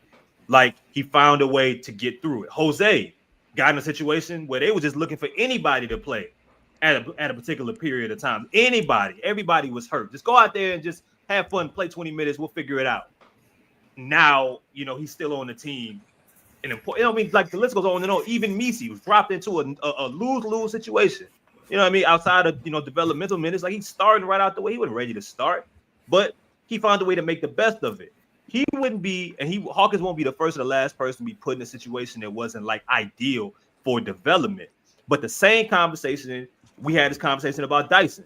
At some point, dog, you gotta figure it the fuck out no matter what, or you gonna be gone. We run out of excuses for you. The players that are supposed to play, the real ones to figure it out, role players, stars, whoever they are, bad circumstances or not, they find a way to persevere. Hawkins at some point got to do it, man. It ain't got to be, the situation shouldn't have to be perfect for it. He got one job, dog. And like, it ain't like Willie throwing shit at him, throwing bricks at him while he's trying to shoot threes. It ain't like Willie shaking the rim he the fucked up. He shit. is though. He is though. Not though. No, we don't need to talk about that. Willie wasn't coaching him in college when he couldn't make shots either. That's why I say Willie is. That's why I say Willie is though, bro. Because it's so many times. Like, bro, I don't miss too many games. I don't. Mm-hmm. And I sit here and I look at how these other players get opportunities to shoot shots. And it's like, when it come to Hawk, he gotta, when he get that bitch, he gotta shoot it. Cause Willie ain't about to set him up. That's why I have so much gripe with Willie, bro. Willie don't put these players in the best position to succeed. I know a lot. Like, I know when I get on the mic or whatever, like, I make it seem, I may be a little hard on Willie, but it's deserving. Willie don't put these players in the best position, dog. No, you're not being tough on Willie. But look, wait. Prospect, appreciate you calling in. Leo, I'll let you finish your thoughts. Thanks for all the support, Prospect. And then I get to this video we just got in. Prospect, appreciate you. Go ahead, Leo. I'm just gonna say he's averaging 10 shots a game this year. Like, he's getting 10 shots a game. It's not like somebody, I forgot who it was, but somebody said he clearly has a green light. Like, I don't see nobody telling him not to shoot the ball. Like, and my thing with shooters, bro, like, everybody in here has, at some point, you play basketball with a person who strictly does one thing and shoot the ball. They shoot that bitch regardless. Matt Ryan, I've never seen Matt Ryan lose. Matt Ryan didn't play for stretches. When he got in the game, he was putting that bitch in the air. It didn't matter. Yeah. I think, right, you might, Chad, I'm going to play this clip. So, go ahead. So this is Willie after the game. We really want to put the ball in his hands and unlock him, allow him to set screens, pop, make plays when we just hit him. Man, what's your bitch ass talking about? You sound like a fucking fool. You act like you talking about fucking John Rambo or somebody. This is motherfucking Kelly Olynyk, year motherfucking 12, 13, 14. Nobody want to hear that stupid ass, silly, fool ass talk you talking about, you son of a bitch. Nobody want to hear that. You sound dumb. Pick and popping. How, motherfucker? How? How you gonna do that? How you gonna do that? Oh yeah, you know what we gonna do? We gonna this dude, Jason Smith. What are you talking about, man? Like, stop insulting my intelligence, dog. You sound dumb. Kelly Olynyk is a ready-made player with some quality NBA skills you need to be taking advantage of. The last thing you need to be doing is changing how this motherfucker plays. You talking about, we really want to unlock. Nah, brother. This man got fewer days ahead of him than behind him. It is over. It is over.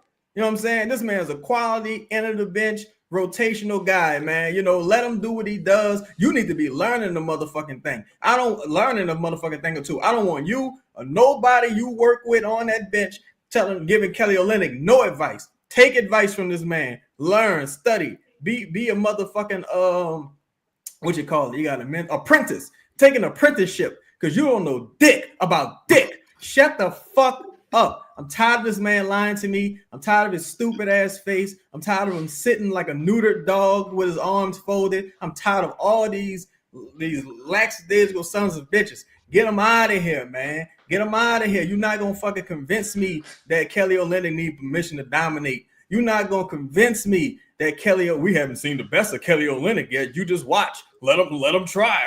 Nah, man, stop lying to me. Are you crazy? Bitches, you're crazy. It's like did you say neutered dog? Yeah, man, this old weird ass dude. Like, man, stop. You sound dumb as a motherfucker, man.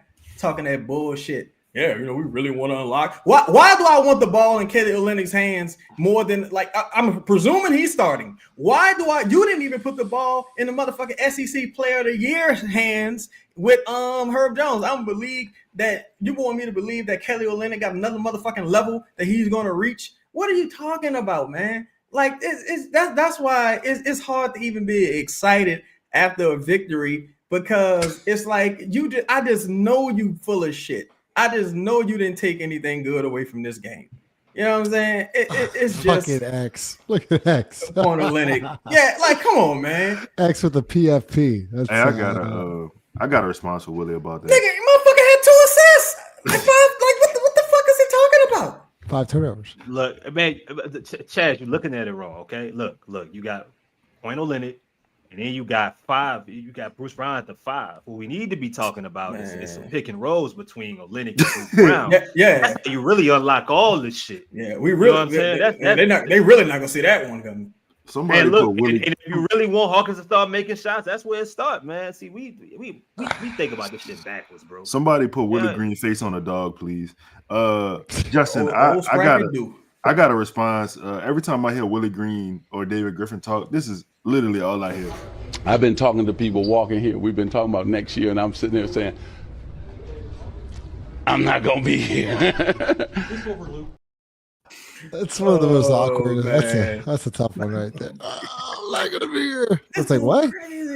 Champagne. How do you pronounce his name? Champagne. Drove home. It's French. I don't think that's how you say his name. It's French. That's what the announcers say. I have no idea what I'm thinking about. They got it rolled, dog. I think it's what we need to do now is get focused and stop pointing fingers. You're a problem. You're a real problem. It's French. I think I'm blanking on a movie quote here. I need my that shit probably French Canadian. No, it's probably not even real. It's French. I feel like it's a movie quote. It's French. 504 boy. How did Hawk play? Trey Alexander. Appreciate you, Trey. Yeah, what up, Trey? Good follow on X, by the way, too. Draft flag, Harper or Ace. Get DeJounte and Herb healthy. Sign Nas Reed in free agency. Is Nas a free agent? What is X? So he's got a player option? I thought you just he got a player option. Okay. Go big game hunting with everything but Z, TM3, and the Rook, and we back. Phoenix got to blow it up. Chaz been saying Devin Booker. I know. I ain't gonna lie to y'all. Like, I'm not a huge believer in Wemby just because of like how they're playing him right now, and then with Pop having a stroke, God bless him. It's kind of making me think that it may not be as smooth of a transition as I initially thought. And Fox just so hit or miss at times.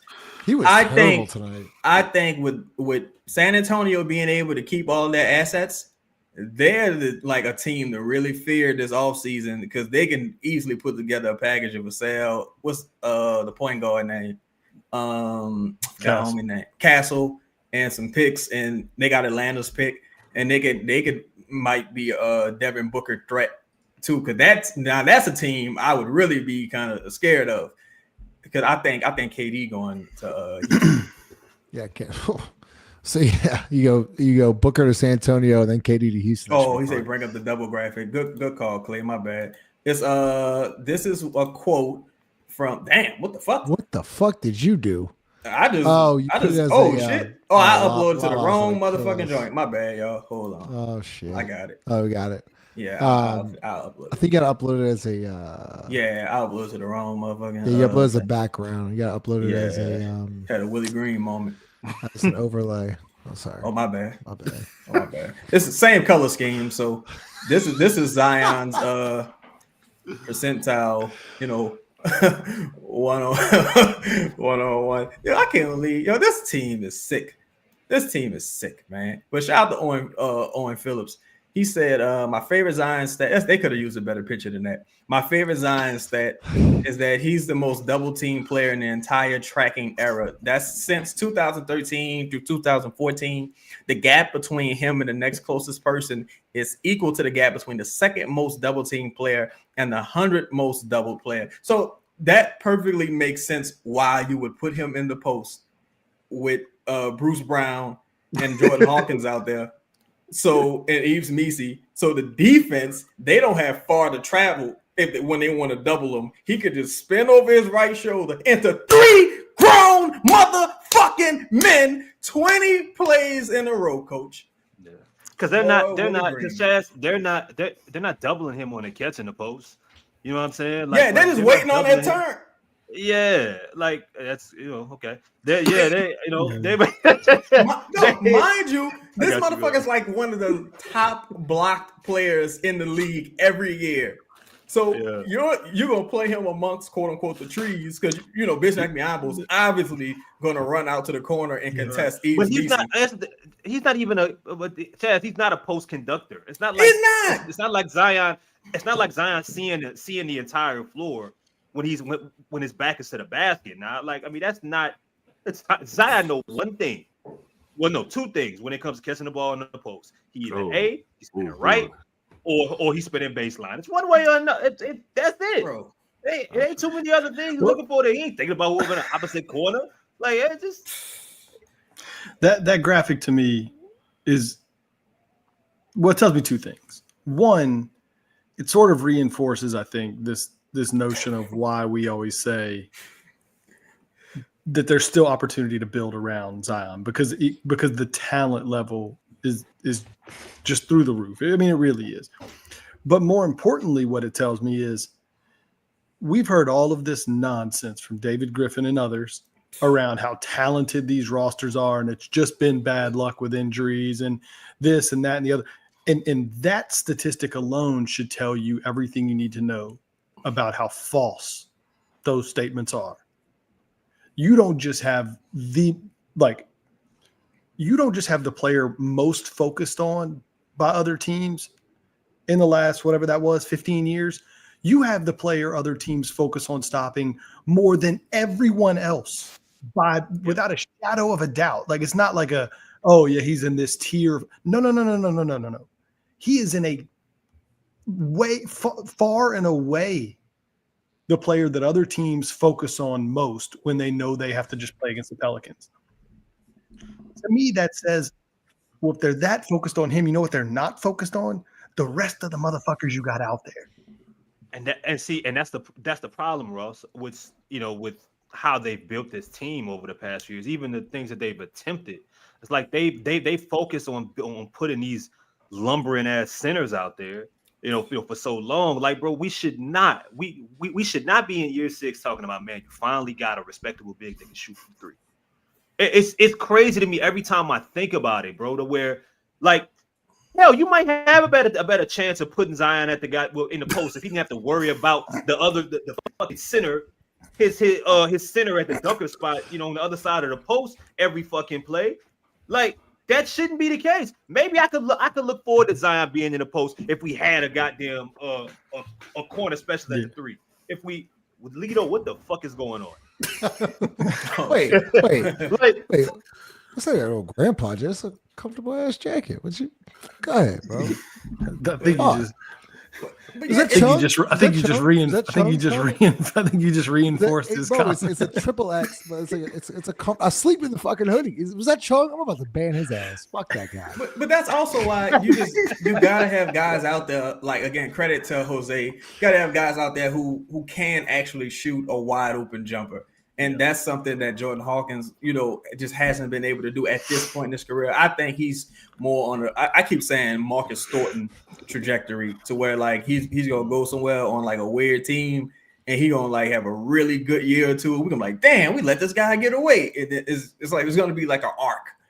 But that's why I keep saying you gotta get some talent. That's why I don't hate starting Kelly Olynyk, because Kelly Olynyk can shoot an open three, shooting over 40% from beyond the arc. But that don't mean Zion. To Chris's point, Zion hasn't proven that he's like this incredible passer out of the post. You know what I'm saying? And if you're gonna play Kelly Olynyk, you can't play him with Reaves because Reaves can't catch. He doesn't know where to stand. He doesn't know how to get in the dunker spot. He's just always kind of like in the way, more or less. Now it's his first season. He got a lot of upside, but it's just not there. You know what I'm saying? It's just not there yet. So it's just they really got a lot of roster construction things they need to address. This is the shit. Now I'm being disrespected. All right, I'm gonna take this as disrespect. Watch your mouth. Hocus comfortable, Justin, bro. Chill on the What's gonna happen? What's gonna happen with a guy like Messi because of the lack of foresight with this damn organization and some of these building blocks? Is that it's gonna force Messi to do something or work on shit that maybe he shouldn't, like a corner three. You know what I'm saying? You know, he's gonna start. He may start thinking at some point, "Well, shit, I gotta space the floor. It's on me to do it." You know, and I don't think that they spent too often, man, just trying to put these defensive players, these back to basket, these traditional bigs, just traditional players, bro. Like you know what I'm saying, like. Swingmen, all this other shit, dog. At some point, dog, they gotta get spacers. They gotta get shooters. They have to lean into that shit from what people they draft. They got to though. It doesn't make any sense. Man. Year six, and the closest you got to this is fucking Kelly Olynyk. It's funny because I remember what was it last year that JV he was starting off the season shooting like 2 threes a game.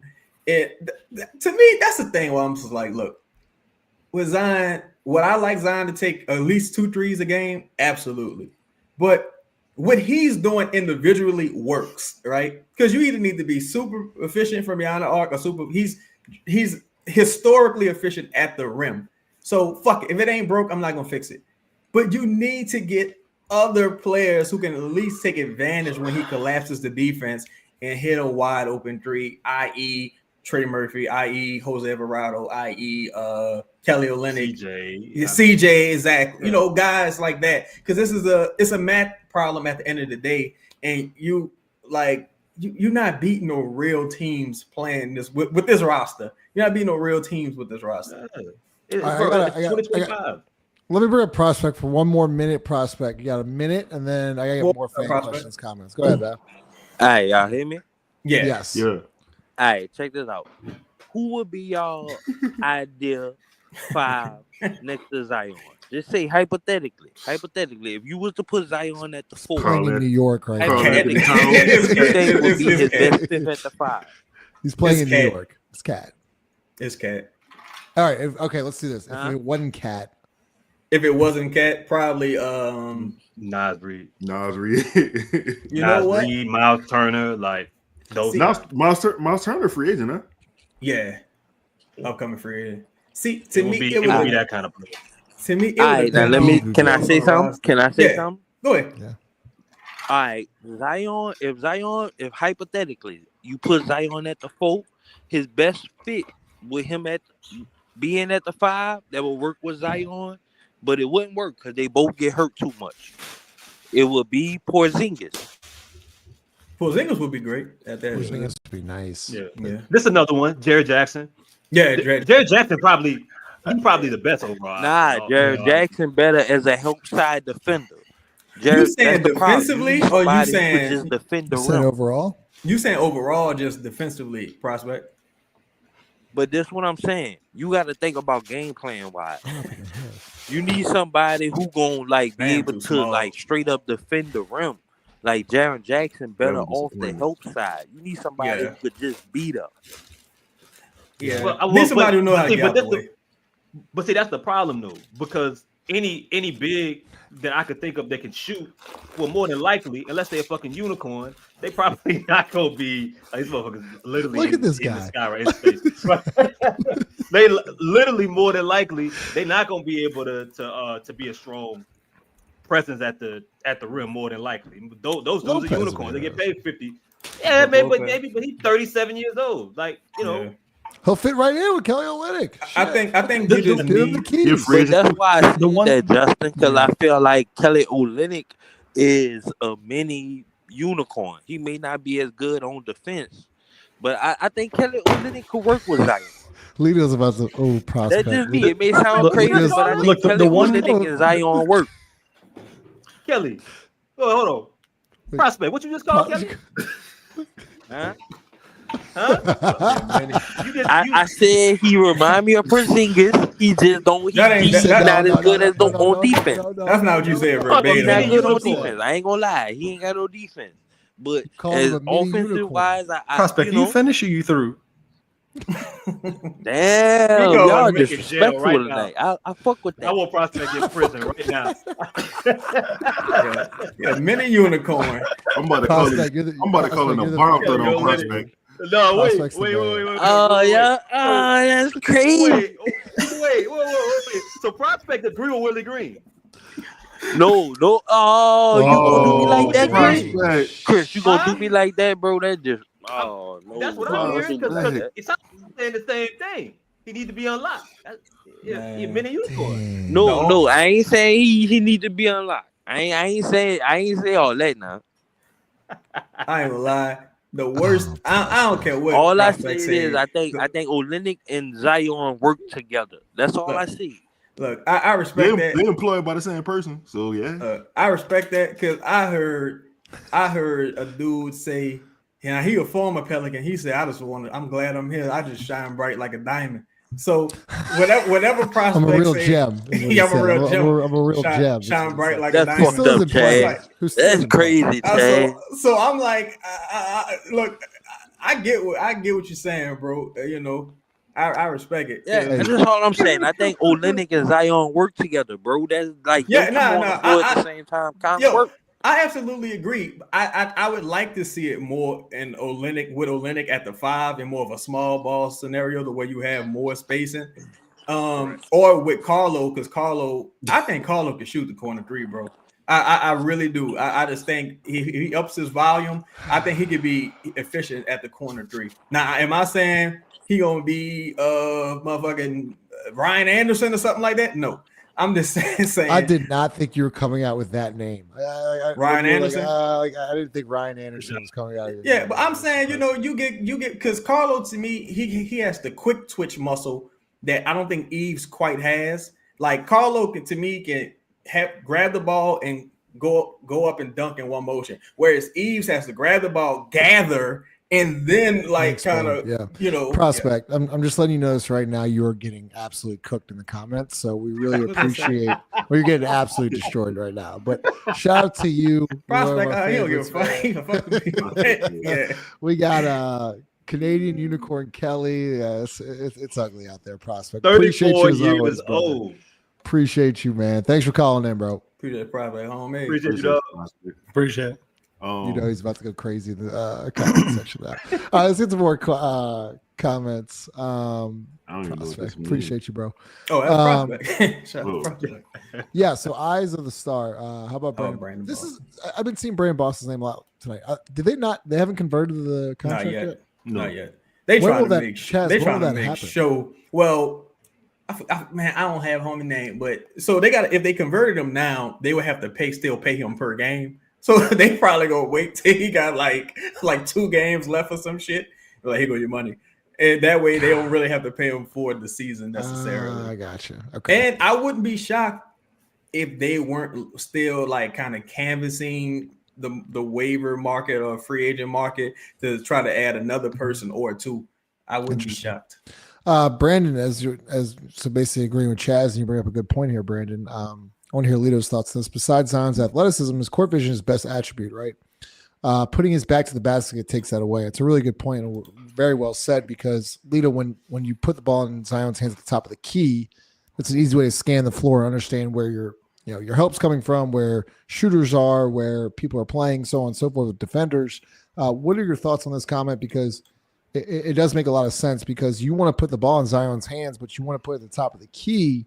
Yeah, to where he can scan the defense instead of the block where his back is turned to, most of the court. shout out to Brandon for being competent, because you got to think of it like a quarterback in a pocket. Think about Drew Brees being an undersized quarterback, him being able to see the field when everything is in front of him. You put a 6'4", quote unquote power forward in a post, and you surround him with trees, with bigger players guarding him, double teaming him. He can't see the floor at that point. You want to put him at the top of the key, where not only can he use his athleticism, but there's space. He can see the next play.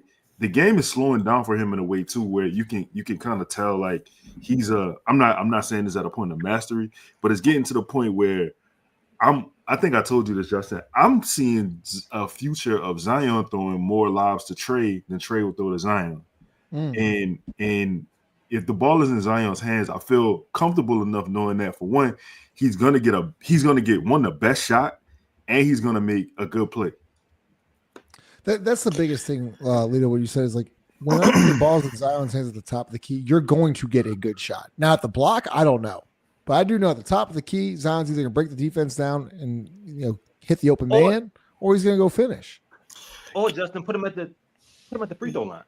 Yeah, like the Draymond Green rule, where you just flash him high post. He can. They would do that, where you play a 4 out 1 in, you dump it into Zion, then you get off ball action. They call it actually 41, but they don't run it with Zion. They run it with fucking Reaves and other like centers. That's a good point, Chris. Like where you just dump it in to the top of the key, and you can run shooters off of Zion to where he can hand it off, screen and roll, or he can kill it, fake the handoff, play action fake, and just go downhill, turn the corner. That guy, that strong side corner defender bites, you kick to the corner. If not, it's a fucking layup. But they don't do it. They don't do it. Man, just to add one more thing to I think that what we were just talking about is it. And it kind of goes back to that previous comment about when we talk about centers that I'd want to see play next to Zion or with him or whatever. And we always focus on guys that can shoot. And I think the one skill that we really still haven't seen from a center on the roster is somebody who's a very good screener. Yeah.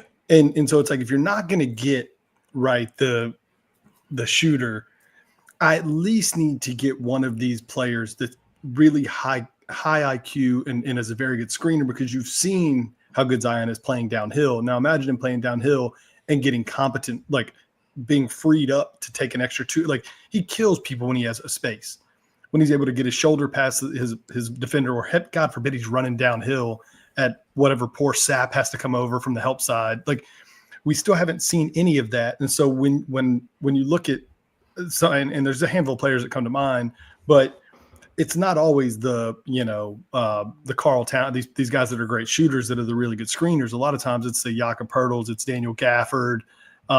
There's a bunch of players like that. I think actually Steven Adams. I think last year Nick Richards was one of the best like screen assist guys in the league. There's a lot of players that fit that type of mold. I still would love to see Gafford, but there's a bunch of other players that aren't necessarily your traditional like sort of 3-and-D centers that I think he could be really useful with.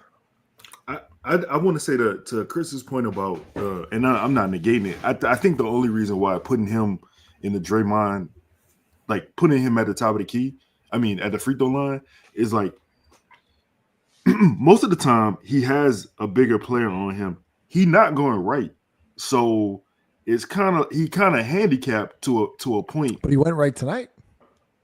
Yeah, but it's fucked up that you know that. You know what I'm saying? Like it's fucked up. You like okay. So build your offensive sets around there, right? If you know that your help is gonna come from the corner, right? Yeah, but look who you got coaching, Chris. Look who you got coaching. Well, I mean, I just thought we was talking basketball. I thought we was fine. My fault. I'm not even talking about Willie Green. As far as I'm concerned, he's not even on the bench right now. We just we coaching right now. We pod. Yeah, we pod. So if that's the case, and you are putting him at the free throw line, then letting him set up shop from there. If he goes left, I mean, who you want in the corner? You pick. It could be Jose, it could be Trey, whatever, or let's say CJ on the wing and Trey in the corner.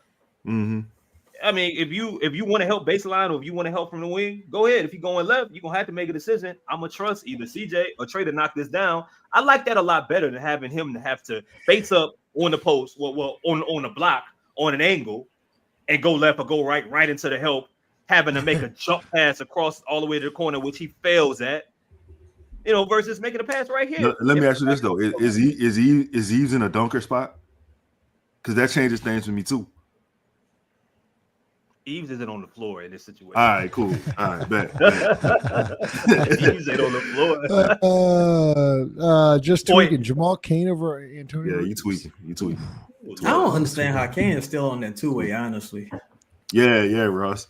Yeah. Cut that Cain. Yeah. We are capable of being a true 7-footer. I love this team with double big lineups. I think Jazz was talking about that. Yeah. To me, it's more about the skill sets, right? Like to me, I just want to see, like Ross said, nice screen, tagging downhill, the other like big either slashing or in the corner somewhere, and because on this team you really only have two advantage creators. That's Trey now, especially now that he's learned to put the ball on the floor and finish at the rim. He had an incredible slash tonight. It's in the 2-man game with him and Zion. Yep. Never saw that shit again. Yep. Thanks, coaching staff. Boy, I ain't gonna lie, boy. Never mind. Bitch, stop I'm sorry. playing with me. Y'all gotta get out of here. I just realized this. So I've been seeing this number. Zion really is to 264. I don't think it matters, honestly. It doesn't matter, but like I don't. Crazy. My question is he losing more weight than this? Is this where it ends? Is it sustainable? Is the real question. See, I guess it's how it's distributed. To me, I don't really care about what Zion weighs. Mm-hmm. I care if you can stay on the motherfucking court, because I think the stress on Zion's like the joints or what have you, it comes from him being not committed to his strength and conditioning program, having one leg longer than the other, and kind of the idea of him being an above the rim player is not a real thing. He's more of a below the rim player. Zion is more of a layup guy versus a dunk. He doesn't even Zion doesn't look to dunk on players. Mm-mm. And he has short arms. So like Zion is a below the rim guy who can like attack down here and finish like an elite guard. So I think him being in great shape, that's excellent. I just need you to stay on the court. If he was 300 pounds and playing like this, if he could stay on the court, if he was like Jokic, like the Jokic, ain't nobody gonna tell me Jokic's in shape. Jokic, like he smoked cigarettes at halftime. So if Jokic, he love a pack of Joe Camel humps, 9 filter. So like, but the motherfucker stays on the court. Like that's just the issue. He plays so slow. Jokic doesn't like. There's no like exertion. Like Jokic barely jumps. Yeah, Zion has to jump. But I think that's mastery of the game, though. No, exactly, 100%. But Justin, hold on before you move on. I do want to say this. In the 28 minutes he's playing this season, he is averaging career highs in certain things that like he hadn't before. Yeah. What is it? Rebounds. He's averaging career highs in rebounds, blocks. He's free averaging throws, I think. Yeah, free throws. He tied a career high in shot attempts in less minutes. Now he's shooting more shots. It's like the dude is an incredible talent. The only issue even with his like on the court shortcomings, he just needs to stay on the court, and everything else will work itself out. But he just got to stay on the court. Talent wise, I think he's the most talented player the Pelicans have ever had. Talent wise, uniquely, yeah. Now result driven is going to be Chris Paul, AD, players like that. But offensively, Zion is the most talented player. Chaz, you can say anybody that's been a playoff appearance has more accolades than Zion Williams. No, I just mean individually. Like, no, I know. Yeah, like AD might go get 20 fucking rebounds. You know what I'm saying? But Zion is uniquely a generational offensive player. He just gotta stay on the fucking court. Christian Landry, if Pels can throw money around just guys to get off the team, why can't they throw it at the luxury tax? Because they have cheap ownership and they suck. That's why. D-Boy, has your opinion on Matkovic changed? A little bit.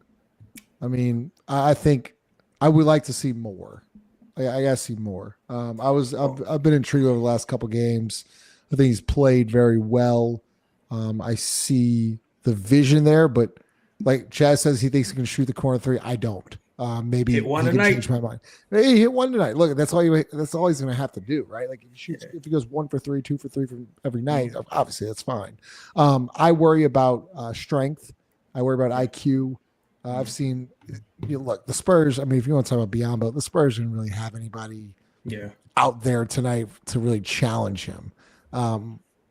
I got to see more. What does it look like against Denver? What does it look like against Los Angeles? Like that's what I got to see. Yeah, Jackson Hayes locking Karlo the fuck up. you forgot that they don't got a center no more. Maybe the Clippers. I gotta say Zubac. Yeah. Like let me see somebody else. No, I'll say one more thing about Zion before we answer this about Trey. If Zion can get to 70% from the free throw line, he's a totally different player. I think Zion can average 30 points easily if he can get to 70% from the free throw line. That's interesting. Ross, should either Trey or Zion I already know your answer, but should either Trey or Zion develop a 12 to 17 foot midi game? Both are a long way from developing that range. I don't like that shot. I want to. Yeah, I definitely don't want Zion developing one. It's more of just I'm thinking when you're saying Trey, I think it's more of a pull-up. I think Trey. Yeah, I mean, I've seen a little bit of that from Trey actually in the last month. I don't want Zion taking that shot. No, I do want Zion taking more of those like 5 foot kind of where he jumps and almost like throwing that shit downhill at the rim. Like I would call it a floater, but it's really not a traditional floater. But no, I mean, no, I don't want Zion taking that shot. Yeah, I wish Zion could develop that Robin Lopez hook. Like Robin Lopez had a hook shot, nobody could fucking stop. Like Robin Lopez is like 7 feet. Like, but it was just like the touch around the rim though. Like Zion could, he's got the touch. But with Trey, I don't want Trey taking middies because Trey's such a rangy athlete, and Trey looks to dunk on motherfuckers, and he's getting to the line. That's the bigger issue for me. Is the more you take that shot, the less you're going to get to the line. And Trey seems to be getting better and more creative at getting to the free throw line. I don't. Yeah. So no. CJ the God, appreciate the super chat. Hawkins isn't taking Reaves' spot. If you're a good coach, he's a shooting guard and Tanner's a combo guard. Naturally, Bruce is a fake wing dude, 6'3". You can't play Tonio. Bruce can guard 1 through 5 though, according to the president of basketball operations. He just appreciate you, CJ to God. Just a PJ Tucker, Josh Hart, glue guy, type dude. Brad, appreciate your super chat. Y'all know this franchise will make the worst decision possible down the stretch. Yep. I'm sure. Name another center as fast as Bruce Brown. Let's see. We'll do a couple more. So we talked about this about Brandon Boston. Chaz talked about that. Chris Brown. Off topic, but I'm just trying over us not getting RJ Barrett and the BI sell-off. Chris, what are your thoughts? I don't want any more bad basketball players. Okay. Wow. I didn't understand it from the Raptors standpoint because somebody has to go this offseason, either like Emmanuel Quickly, because that's not a team you pay fucking tax for, unless the ownership, like, I don't care what you do. Yeah, you got Quickly making big money. Brandon still hasn't played a game for Toronto. It's still insane. It's gonna be a minute. That's still insane. And I'll tell you one thing: when he's been talking about all the players he's excited to play with, the one player he hasn't mentioned, RJ Barrett. The reason for that. RJ probably not excited either. RJ, bitch, I'm trying to paid. So. Ross from Foster, appreciate you, Foster. What do y'all think would be a realistic best case scenario for getting actual center this offseason? I don't know. Yeah, you got to look at who's available. It's not. It's just such a like hypothetical. I don't know. Ask me in April. I thought of something last night. I was watching. Now Sexton isn't playing, and Collins isn't playing right now. I ain't gonna lie, the Jazz they got so much talent on that roster that they're not even trying. But I'm revisiting a Jazz trade. I'm packaging CJ with a pick and some stuff, whatever the stuff is, like, and I'm like, yo, can I get Sexton and Collins, because DeJounte out for however long. Sexton is an excellent backcourt player, and to me, Collins is the poor impoverished man's welfare man's Karl Anthony Towns. Can shoot from beyond the arc, can defend at the rim, can score above the rim. Yeah. I try to get John Collins. Last one, Jonathan. Appreciate it. I think this team is going to start to Lito. I think this team is going to start to win too many games. Then what? And we were literally told about being negative tonight about a win. This is exactly the thought process here, Jonathan. Lito. And then what? And then what, Lito? I mean, listen, I'm Jonathan. At this point, I'm just giving it to God, man. I can't really control what the Pelicans do. I don't know why they won 14 games. Should have stopped winning at maybe like 8-9. Should have just cashed the chips in right there and just see what the fuck they got you. You know what's crazy? Somebody on Twitter was telling me they can't sit these players because of the payroll, and I'm like, you playing them though, and you still losing them. So like, what has that got? What has that done for you? I'm trying to see what Brandon said. What does that? I'm asking, what does that do for you? Oh my God. Chris, did y'all watch the Smokey Robinson R&B Money podcast interview? I didn't. I try to avoid Tank. Tank has said some crazy things, man. I try to avoid Tank at all costs. But what I wanted to say, I just wanted to say this lastly, right? It's speaking of Tiny Dog. I used to say this about Tiny Dog all the time. I don't understand the Pelicans losing 15 games in a row. And when one game, and people be like, "Oh, people better watch the fuck out." It's about that time. The big bad booty daddy's here. we lost 15 in a row before tonight. No, it was like 9 or some shit. But the reason I say that is because the Pelicans aren't flying; they're falling in style. Like the Jazz just beat the dog shit out of Houston last night, the second game back to back. The Raptors just beat the dog shit. Tiny Dog and company just beat the dog shit out of Phoenix tonight. The Pelicans suck. You have absolutely nothing to worry about.